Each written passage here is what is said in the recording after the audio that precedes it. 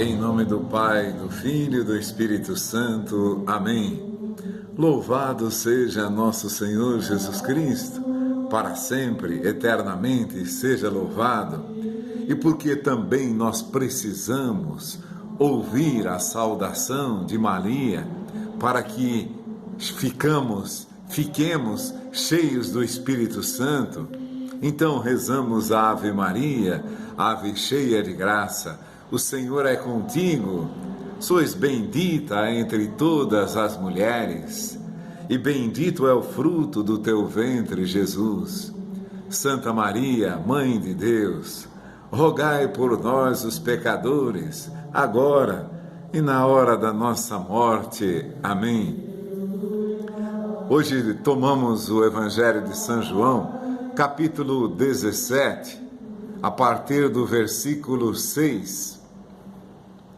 No versículo 6 ele vai dizer assim: manifestei o teu nome aos homens que do mundo me deste. Eram teus, e os deste a mim, e guardaram a tua palavra. Agora eles reconheceram que todas as coisas que me deste procedem de ti. Fazemos um parênteses aí, nesses dois versículos, versículos 6 e 7, manifestei o teu nome aos homens que do mundo me deste, eram teus, e os deste a mim, e guardaram a tua palavra. A sabedoria infinita de Deus reconhece em cada criatura aquele que lhe será o servidor, aquele que será o seu adorador. Muitas pessoas há no mundo que reconhecem a grandeza do universo, a grandeza da terra, a vida que emana de todos os seres, de todas as sementes, de todos os, vamos dizer, os germes de vida que estão brotando, vão brotar. Deus conhece os corações. Lembram-se de Pedro? Foi Deus que te revelou isso. Não foi a leitura, não foi o conhecimento, nem sequer as palavras que você ouviu, mas o próprio Pai que está no céu. Por exemplo, o Pai conhecia profundamente o coração de Pedro. E apesar de, claro, saber uma criatura humana, saber que ele poderia, que ele, como ele é onisciente, sabia que Pedro cairia na tentação da negação, mas também não é para menos. Jesus vai dizer: Satanás se procurou para triturar como trigo. Nós sabemos, não sei hoje como se faz a moagem do trigo, mas antigamente aquelas pedras enormes, esfregando uma na outra, uma pedra pesadíssima, aquilo, todo o grão que caía ali era triturado, virado pó. Aí Jesus vai dizer: Satanás te procurou para te triturar como trigo, para fazer-te virar pó, ou seja, não sobrar nada de ti, mas eu roguei por ti para que a tua fé não desfaleça, e uma vez você confirmado, e uma vez você restabelecido na confiança, na firmeza, você guarde também os teus irmãos, oriente os teus irmãos, porque tudo aquilo que Pedro viveu, a sua própria negação, o seu arrependimento e o encontro com a sua misericórdia, novamente encontro com a misericórdia de Deus, o faria compreender, entre aspas, mais que todos os outros discípulos, por exemplo, a grandeza, a eficácia do perdão. Por isso que nós temos a confissão. Aquele que reconhece quem se humilha será exaltado, aquele que recorre a essa humilhação será exaltado com a graça do perdão, com reconhecimento da misericórdia, muitas vezes com uma orientação que lhe será útil para vencer as futuras tentações que lhe virão durante toda a sua vida. E como é bonito manifestar as coisas internas, aquelas coisas escondidas no teu coração, que só você sabe, mesmo que você seja um grande cristão, um grande pregador do Evangelho, vai existir coisas escondidas lá, as coisas que você faz por orgulho, por vaidade, aquilo que você ostenta, que você sabe que não tem, mas ostenta, quando você não é sincero consigo mesmo na confissão do teu pecado. Agora, essas criaturas, ele vai dizer, eram teus e os deste a mim. O Pai deu a Jesus essas criaturas, para que agora não mais eles apenas desejassem o bem, mas que eles conhecessem profundamente o bem que lhes vinha pela pregação de nosso Senhor Jesus Cristo e que nos vem pela pregação de nosso Senhor Jesus Cristo. Por isso ele vai dizer, agora eles reconheceram, claro, aqui ele está se despedindo, já vai para o mistério da sua paixão, vai entregar a sua vida no resgate total de toda a humanidade, daqueles que creem no seu nome. Agora eles reconheceram, versículo 7, que todas as coisas que me deste procedem de ti. Não mais, claro, olhavam o Jesus como um dos profetas, que para os homens, que os homens dizem que eu sou. Para uns, você é um dos antigos profetas que ressuscitou. Para outros, você é Moisés. Para outros, você é Elias. E para vós, quem dizeis que eu sou? E essa é a resposta de Pedro, é claro, de todos os outros apóstolos, à exceção de Judas Iscariotes, que lhe traiu. Essa era a resposta de todos eles. Tu és o Cristo, o Messias, o Filho do Deus vivo que veio ao mundo. Por isso Jesus vai dizer aqui, eles reconheceram que todas as coisas que me deste procedem de ti, porque eu lhes transmiti a palavra que tu me confiaste, e eles as receberam e reconheceram verdadeiramente que eu saí de ti e creram que tu me enviaste. Estava reconhecido ali os apóstolos da presença de Jesus, sabia que nenhuma palavra humana poderia sair dali, nenhuma coisa que não fosse perfeitamente a vontade de Deus jamais poderia sair dali. Reconheceram que o Cristo exalava, vivia e ensinava a plena verdade para eles, sem nenhum erro, sem nenhum engano. Reconheceram verdadeiramente que eu saí de ti e creram que tu me enviaste. Creram que Jesus veio da parte de Deus. Se só ele veio da parte de Deus, já não era mais um Moisés, não era mais um Elias, não era mais um dos antigos profetas que havia ressuscitado. Olha quanta lei que Moisés passou para o povo, mas sabiam que não era Moisés, que ele saíra de Deus e só lhes ensinava e lhes fazia ver, como ele diz a Filipe, quem me vê, vê o Pai. Então eles, olhando para Jesus, tinham a certeza dentro deles que eles viam a Deus, Criador de todas as coisas, Criador da vida, aquele que do nada pode trazer à existência todas as coisas. Do nada, como por exemplo trouxe aos anjos, os milhares, milhões de anjos, chamou-os à vida, chamou-os à existência, embora uma vida de uma outra natureza, mas chamou-os à vida. Reconheceram a verdade no versículo 8, final do versículo 8, que eu saí de ti e creram que tu me enviaste. Fechou. É o escopo. Nada mais os interessava. Nada mais nos interessa a não ser a palavra de Cristo.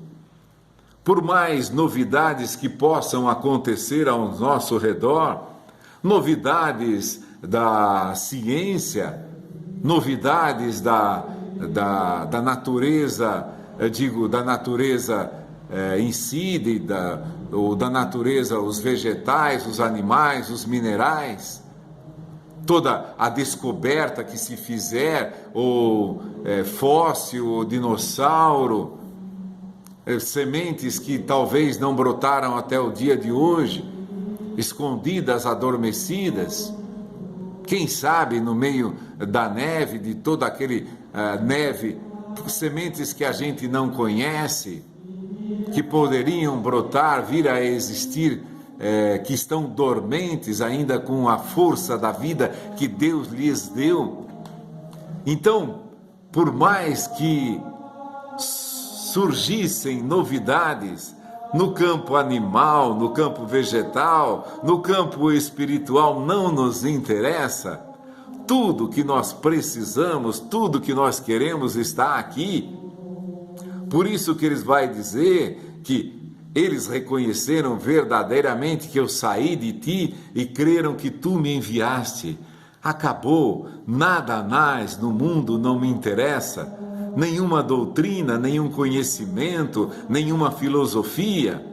É claro que você pode conhecê-las para as contestar com a palavra de Deus, para que você tenha clareza daquilo que você crê.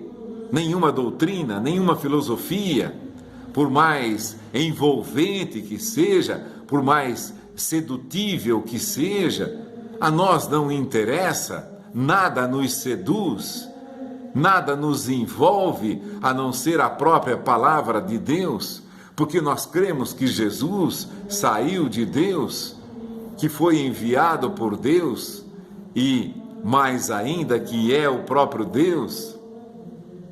Depois ele vai dizer, é uma súplica final, por eles é que eu rogo, não rogo pelo mundo, mas por aqueles que me deste, porque são teus.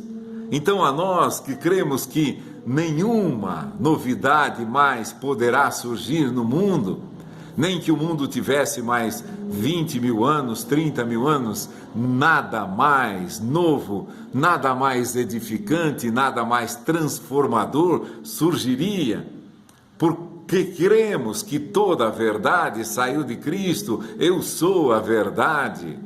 É Ele a verdade consumada, plena, vivida, encarnada.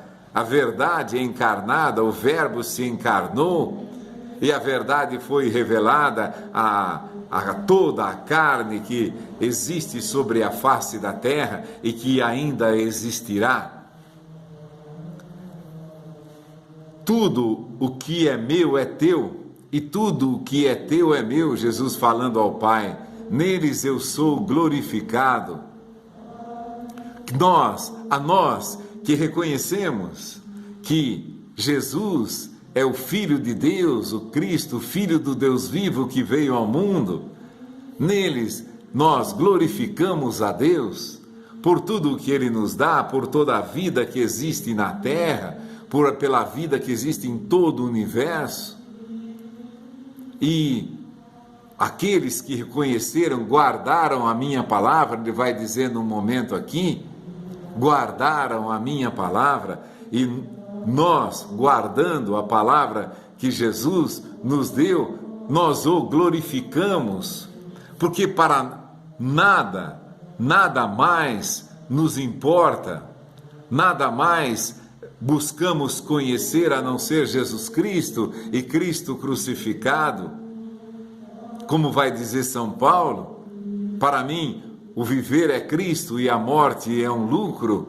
O momento em que ele iria receber a recompensa por todo o trabalho que ele fez, por todo o sofrimento com o qual ele glorificou a Deus, com toda a luta, como ele descreve nas suas cartas, eu fui chicoteado, eu fui apedrejado, aflições por dentro, temores por fora, temores por dentro, perseguições por fora, cheio de temor, cheio de ansiedade. Claro, uma ansiedade pela palavra. Então, muitas vezes ele proclama isso. Então, agora, Jesus está rogando por nós, todos os que cremos.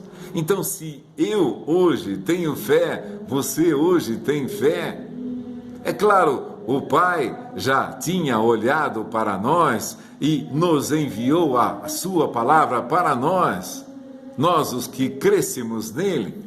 Agora Jesus vai dizer, eu não rogo pelo mundo, mas por aqueles que me deste, nós que estamos na sua palavra. Porque tudo o que é meu é teu e tudo o que é teu é meu. Neles eu sou glorificado. Porque nós, vivendo de maneira fiel, nada mais nos interessa. Nenhuma vaidade, nenhuma glória humana, nenhuma posição humana, nem a fama, nem o dinheiro, nem os principados, nem as potestades, ele vai dizer num certo momento, nos poderão separar do amor de Cristo. Por quê? Porque não existe nada que você creia mais e que viva mais do que a palavra de Deus. Uma vez reconhecendo que o Verbo se fez carne, o Verbo era Deus e o Verbo estava junto de Deus, que ele veio para os seus, o povo judeu em primeira mão, mas os seus não o reconheceram. Mas a todos que crerem no seu nome, deu-lhes o poder de receberem a vida. A vida era a luz dos homens, a luz nos traz a vida, toda essa luz que Deus derrama sobre nós, através do seu Espírito Santo, que hoje vive conosco, nos conduz à vida, nos dá a vida, nos ilumina para que cada vez mais amemos a vida que nos veio através de Jesus. Neles eu sou glorificado. É por isso que em cada momento que você olhar para um bem material e com ele não se importar, a ele você não cobiçar, não desejar, nem lá no fundo do seu coração, nem lá no secreto, do mais escondido lá do teu ser. Se você não desejar nenhuma posição daqueles que estão acima de você, por exemplo, no seu trabalho, não desejar a condição superior, até dentro da sua família, que alguns membros da sua família são mais considerados do que você, são mais respeitados ou são mais amados. Não cobiçar nenhum bem, não cobiçar nenhuma amizade que os outros possam ter, por exemplo, com pessoas de projeção, com pessoas mais famosas, não cobiçar a própria fama, não cobiçar a vontade de estar no meio em que outros te elogiem, ou estar fazendo as coisas para que outros te elogiem. São Paulo vai dizer, tudo isso eu considero como lixo, como esterco a fim de ganhar a Cristo. Vejam, hoje nós vemos a grandeza do apóstolo Paulo, a força extraordinária com que ele propagou o Evangelho por toda aquela região, viagens longas, imensas, demoradas, perigosas, no meio de assaltantes, no meio de ladrões, no meio de assassinos, ficou preso tantas vezes, foi expulso, foi apedrejado. Para mim o viver é Cristo e a morte é um lucro. Cada vez que buscamos a glória humana, as coisas humanas, os bens materiais, buscamos agora, podemos glorificar a Cristo, porque tudo o que nos interessa é a palavra de Deus, porque é o próprio Deus que veio a nós, e o Verbo de Deus se fez carne e habitou no nosso meio. O mundo, nisso nós glorificamos a Deus, não cobiçando nenhuma das coisas que o mundo cobiça. O mundo cobiça coisas materiais, quer carros cada vez mais novos, quer casa cada vez melhores, cada vez mais bonitas, quer também a própria segurança material, quer todo mundo, precisa ter a sua poupança, porque no futuro pode acontecer alguma coisa. Pais que às vezes acumulam para seus filhos, que outro dia fiquei sabendo de uma situação, o filho se tornou drogado, queimou tudo que os pais lhe deixaram.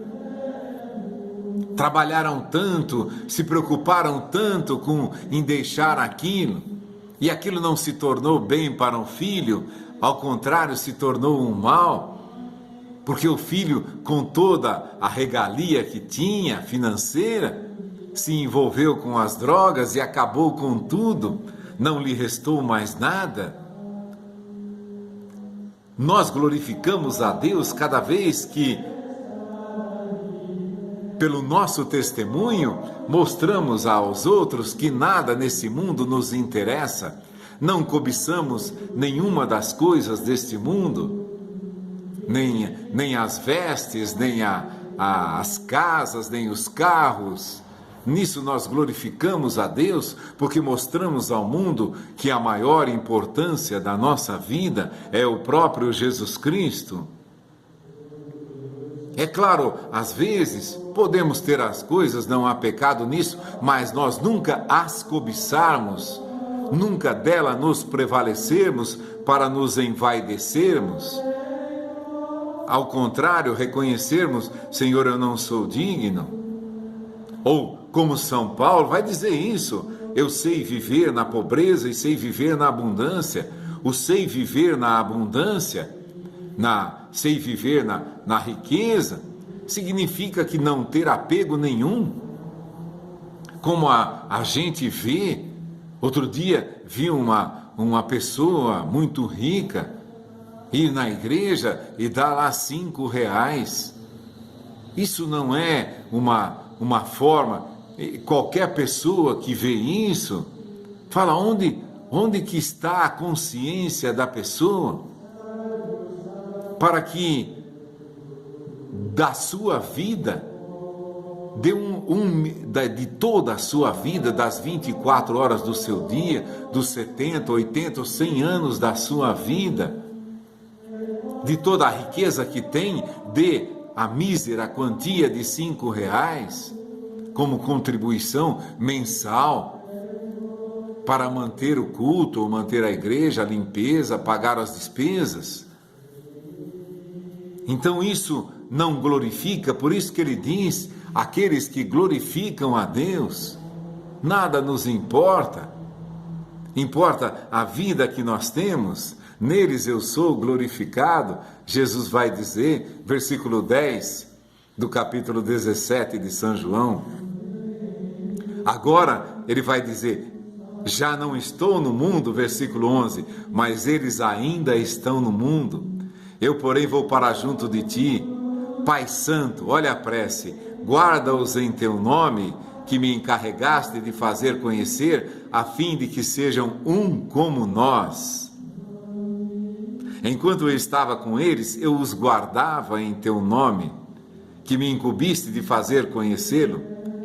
Conservei os que me deste, e nenhum deles se perdeu, exceto o filho da perdição, para que se cumprisse a Escritura.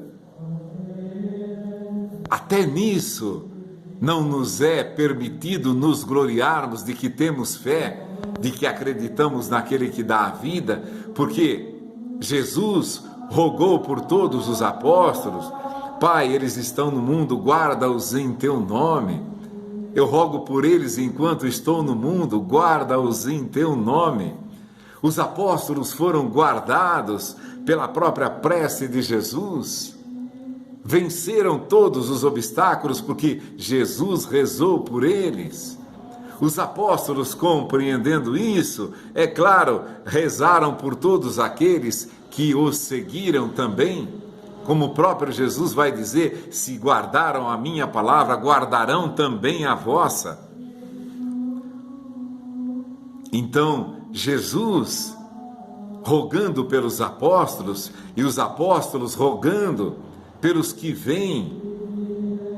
Também por isso reconhecemos a verdade da Igreja de Deus, católica, apostólica, romana, porque nós rezamos em todas as missas, por todos os cristãos, pelo Papa, pelos bispos, por todos os ministros ordenados, para que sejam fiéis.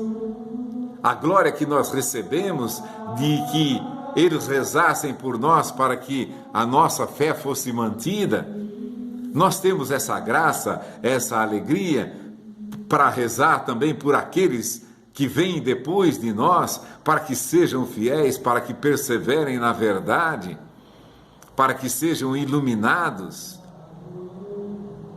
Nós rezamos por aqueles que conduzem o rebanho, como Jesus vai dizer a Pedro: guarda os meus irmãos, apacenta as minhas ovelhas, guarda o meu rebanho, ele diz a Pedro. Eu roguei por ti. Pedro já estava consolidado na fé, fortalecido na fé, já não mais negaria a Deus de forma nenhuma, auxiliado, fortalecido pelo Espírito Santo, iluminado por tudo aquilo que ele tinha vivido, compreendera que aquele que se envaidece de estar seguindo a Jesus, a palavra vai dizer, tome cuidado para que não caia. E nós, sabendo desse perigo que todos os discípulos sofrem, nós rezamos por todos eles, por toda a igreja, por todos aqueles que hoje frequentam a nossa igreja. Tu és Pedro, sobre esta pedra edificarei a minha igreja. A graça, a glória de estar com Cristo desde o início. Essa igreja de 2000 anos. Olhem, aí também a gente vê o grau de soberba que uma pessoa, por exemplo, toma uma pessoa que fundou uma igreja, que de um dia para o outro virou um pastor. Quem reza por ele? No máximo a mulher dele e meia dúzia de pessoas. É tão cheio de si que nem suplica a oração. Você viu o nosso Papa, quando assumiu o pontificado, rezem por mim. Reconhece a necessidade da oração de todo o povo de Deus. Agora você vê pessoas por aí pregando o evangelho, é isso, é aquilo, é aquele outro. Não há ninguém que os instrua. Preste atenção, olha que fato importante. Quem instrui o pastor da sua igreja? Ele é todo iluminado.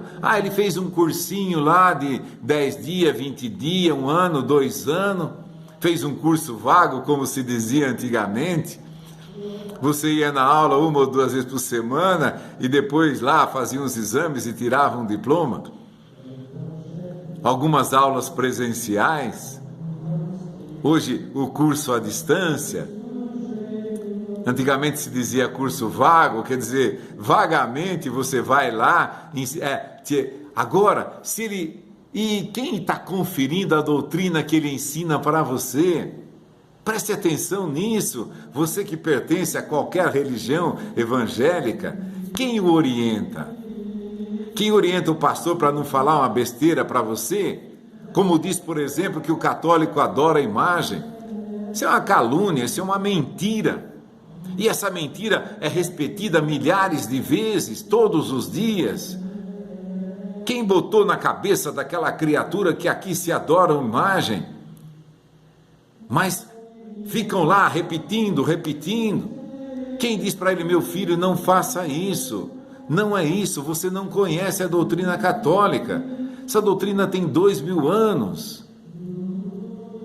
Então nós estamos rezando todos os dias para o nosso pastor, para os nossos pastores. Vai na missa um dia, reze pelo Papa Francisco, pelos nossos bispos aqui, Diocese de São Carlos. Dom Paulo César, bispo auxiliar, e outro bispo auxiliar, rezamos por eles. Dom Eduardo, rezamos por eles em todas as dioceses. Você vai, por exemplo, na diocese de Campinas, se reza pelo bispo de Campinas. Na diocese de Goiânia, se reza pelo bispo de Goiânia. Toda a igreja, existem ali, por exemplo, eu não sei quantas cristãos tem, por exemplo, na nossa diocese, mas vamos calcular aí 500, 600 mil pessoas católicas em nossa diocese. Você imagina isso? 600 mil pessoas pedindo todos os dias na Sagrada Liturgia, na Santa Missa, para que sejam iluminados, para que tomem as decisões corretas, para que sejam fortalecidos na graça de Deus. Todos os dias.